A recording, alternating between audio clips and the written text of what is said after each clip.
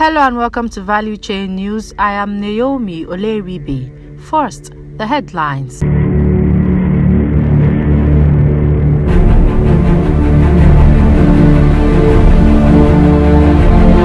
OPEC is committed to campaign against climate change, Barkindo. Indigenous oil producers account for 50% gas and 30% crude production, Komolafe. Total Energies set to intensify oil production. And now, the news in detail.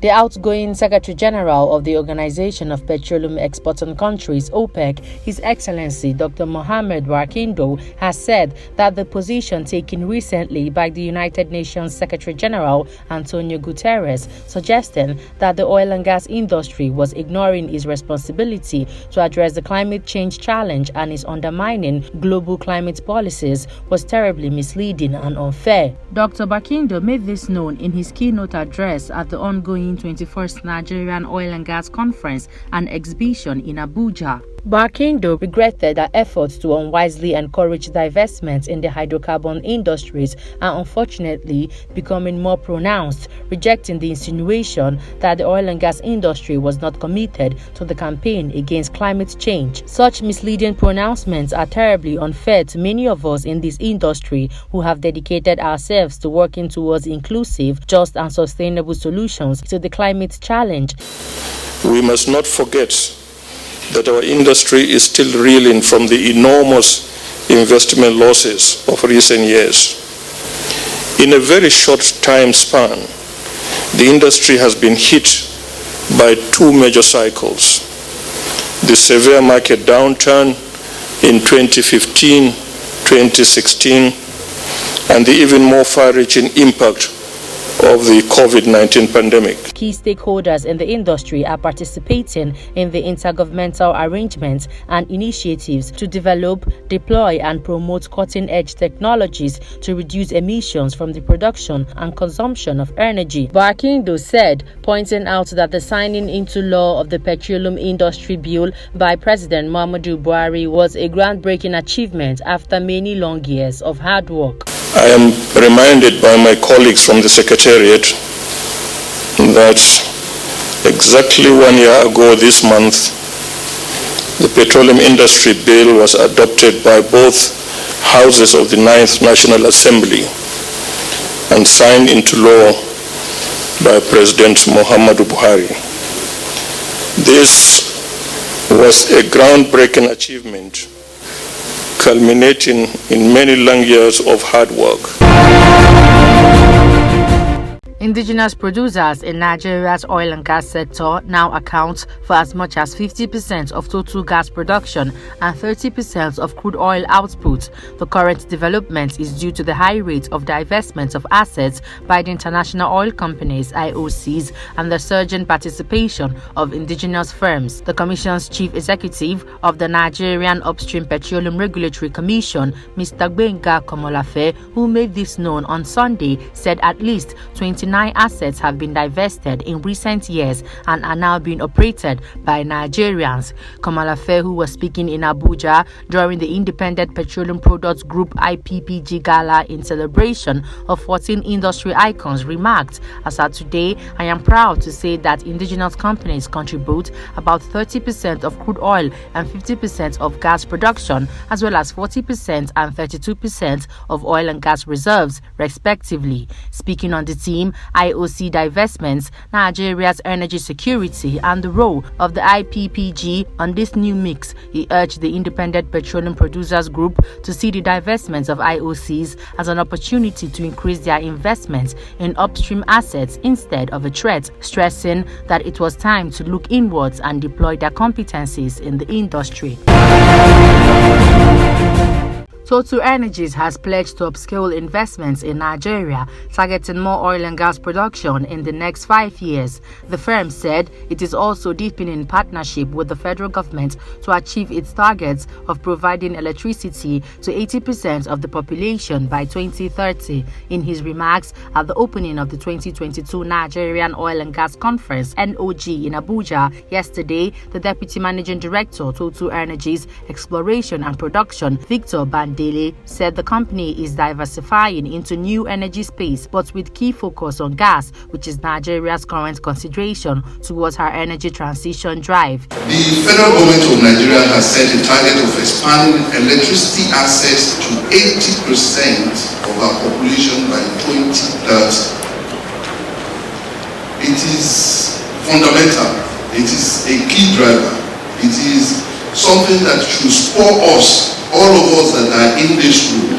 It should spur us into what the direction of government is and where our emphasis should be today. He added that as an integrated energy company, it currently produces 20% of gas supply for domestic use and to the Nigerian liquefied natural gas (NLNG). Bandele urged stakeholders to key into Nigeria's gas implementation program, saying Total Energies as a company represents energy growth in Nigeria and Africa as a whole. So we are actually the company that is representing energy growth. So if we say Africa needs to grow in energy, we are talking about Total Energies bringing all its know-how into that.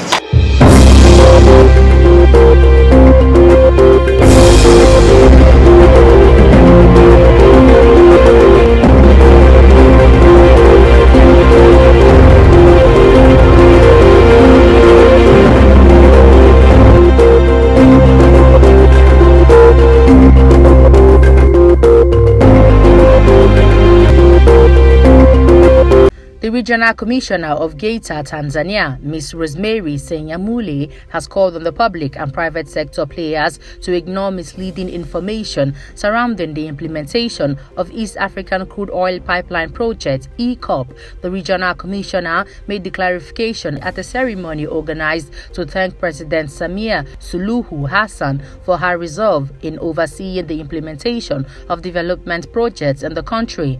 In Geita region, the oil pipeline will pass through 4 district councils and the project implementation in Chato district is in progress, she said. She reminded the public that the East African Crude Oil Pipeline Project, EACOP, from Ohima in Uganda has the length of 1,443 kilometers, where in Tanzania, the pipeline will pass through 8 regions. The pipeline is expected to transport 216,000 liters of crude oil per day and fuel 216 tanks. The construction of the project is expected to cost $3.5 billion.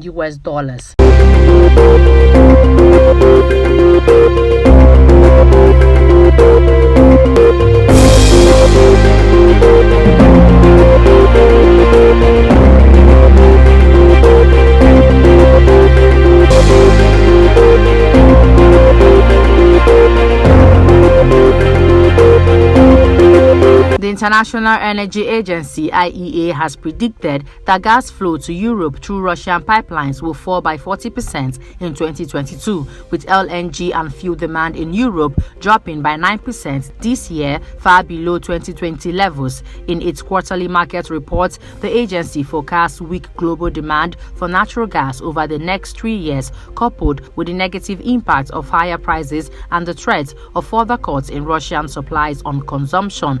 Gas consumption, according to the IEA, could shed 0.5% this year, with the impact of lower economic activity in Asia or sharp decline in European demand for gas overshadowing the more prosperous markets in North America. Today's record prices and supply disruptions are damaging the reputation of natural gas as a reliable and affordable energy source, the agency stated.